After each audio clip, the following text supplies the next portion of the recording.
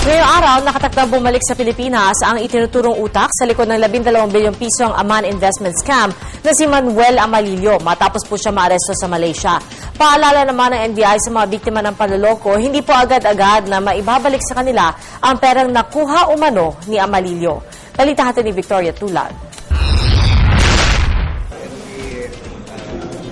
Inaasikaso na ng isang grupo mula sa National Bureau of Investigation ang pagbabalik kay Manuel Amalillo sa Pilipinas mula sa Malaysia. They are already there and that they are already coordinating with our embassy as well as the Malaysian government.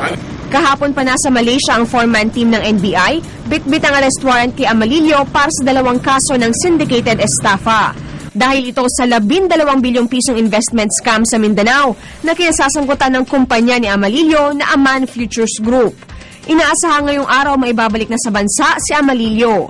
Ayon sa source ng GMA News, isang bulletproof na sasakyan ang susundo kay Amalillo sa airport. Dadalhin siya sa tanggapan ng NBI sa Maynila kung saan siya pansamantalang ide-detain.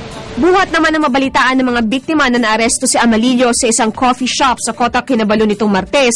Inulan na ng tawag ang tanggapan ng NBI sa Pagadian City kung saan mahigit 11,000 ang nabiktima ng investment scam. Una nagtatanong, kinukonfirm kung talagang totoo. Sabi ko naman, totoo yan. At kukunin nga doon sa Malaysia. Ngayon, ang sunod na tanong, yung very usual na tanong is, makaka-recover na ba? Isa sa mga nabuhayan ng loob sa pagkakadakip kay Amalillo, si Daniel Obena na ibinenta pa raw ang lupang sinasaka at isinangla ang bahay para mamuhunan sa Aman. Sinong di magalit? Yung diyan kukuha ng hanap buhay.